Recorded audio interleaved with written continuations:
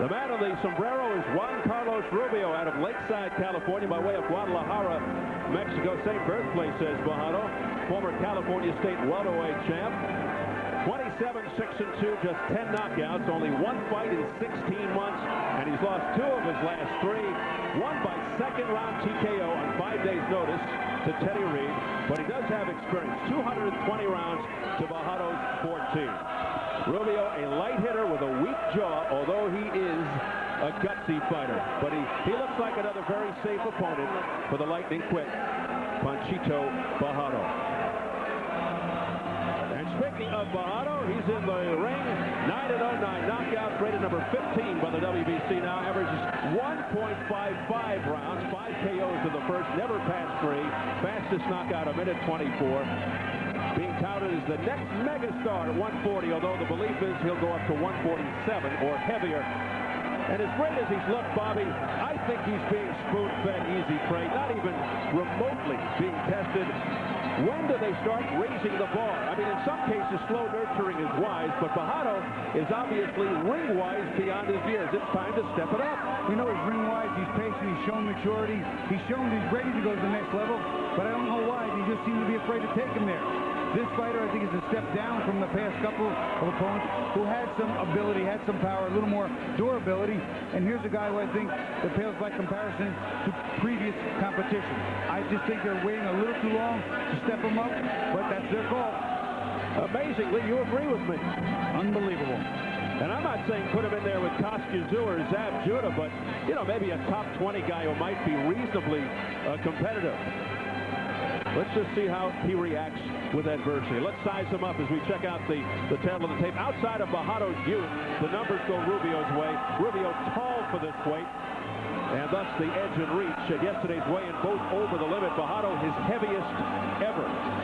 And the key Mohegan rules for this non-title affair. No standing 8 count. Free knockdown rule is in effect. A fighter cannot be saved by the bell except in the last round. If an accidental headbutt occurs before the end of the 3rd round, it's a technical draw. If it happens after the end of round 3, they go to the cards. So here at the Mohegan Sun, getting set for Panchito Bojado and Juan Rubio. We are set for the introductions. Our ring announcer, once again, Jimmy Lennon Jr. Well, fans, at this time we continue our action here at the Mohegan Sun Arena in Uncasville, Connecticut, as we move down in weight to the junior welterweight division. And our action once again is brought to you by Main Events in association with Showtime and Miller Lite.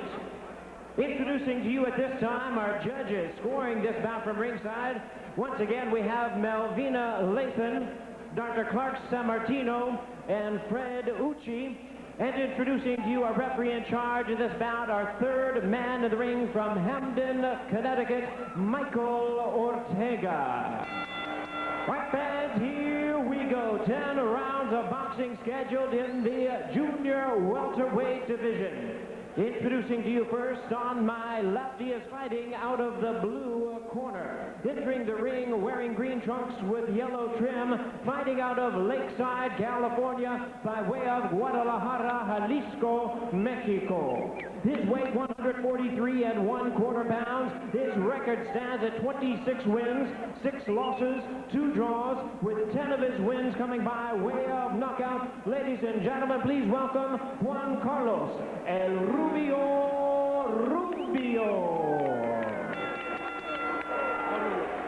And his opponent across the ring on my right, fighting out of the red corner in this 10-round attraction. He is wearing red trunks with black trim, hailing from and representing Guadalajara, Jalisco, Mexico. He weighed in at 144 1/2 pounds.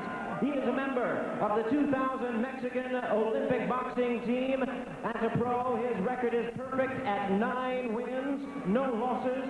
All 9 wins coming by way of knockout. Ranked the number 15 super lightweight in the world by the WBC. Please welcome the young boxing sensation known as the baby-faced assassin, introducing Francisco Panchito Bojado. Once again, our referee in charge, Michael Ortega, now to give instructions. 10 rounds of boxing scheduled.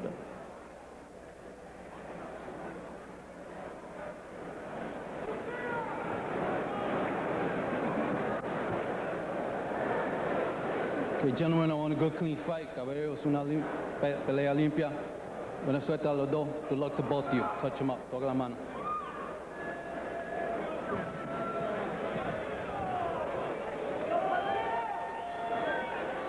Bojado all about fast hands and fast fights. Featured weapon, the left hook. Last opponent, Mauro Lucero, never saw it coming. A wicked shot to the temple. Rubio is not a power puncher. He's a boxer mover, relies on the jab and speed, but he has been dropped several times. Told us he planned to come out, throw it, to attack Bojado from the start and push him back. Usually takes Bojado about a minute or two to size up his opponent, and then it's all over. You know, Bojado always says, I never go at anybody in too big a hurry. I want to size them up, gauge their speed, their power, see what openings are there, and go after them. Very patient, very smart for a young guy. The fight manager's dream, only 18 with poise, personality, power, and speed. A young man with thunder in his fists as he continues to turn heads in the adult world of professional boxing. You know, as opposed to coming right at Panchito Bojado, Rubio's staying outside, using a stiff jab, fairly quick, fairly stiff, more to keep Bojado away than actually hit him or hurt him. There's that left hook to the head by Bojado. A straight right hand by Rubio, and a left hook to the shoulder by Bojado. Nice right hand by Rubio, showing a little bit of sting. A wild swing and a miss by Rubio, and down he goes. No knockdown, he just slipped.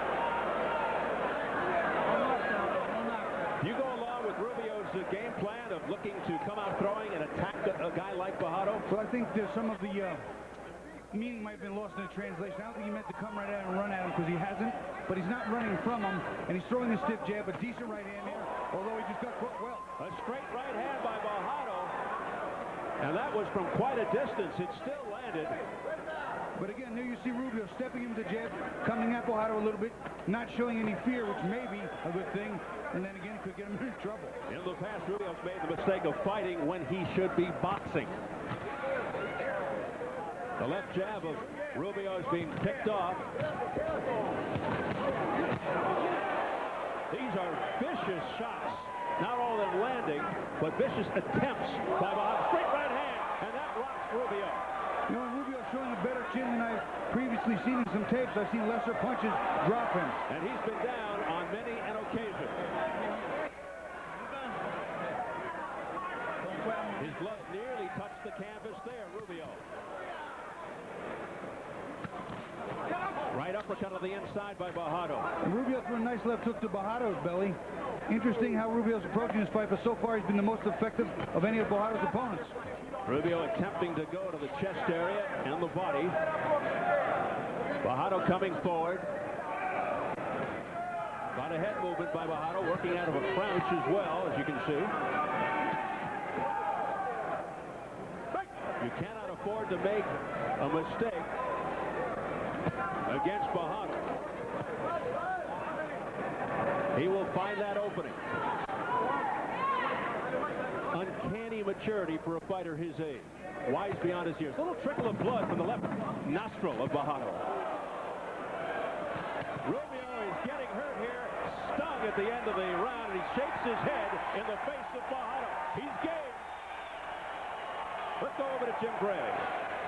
All right, thank you very much, Steve. I'm back in the dressing room area. I'm joined by Jerry Boyle. He is the unit chief for the Mohegan Trial Gaming Commission Athletic Unit. He has just been in to see Glenn Thomas. His purse, Glenn Thomas, is being withheld in the fight with Jeff Lacey. Jerry, before we get to this, let's take a look at the replay that we have right here, and you can give us your assessment if whether, in fact, Glenn Thomas was hit or if he took a dive as we look at this right here with Jeff Lacey. Seems to be innocuous action right there, and then he goes down.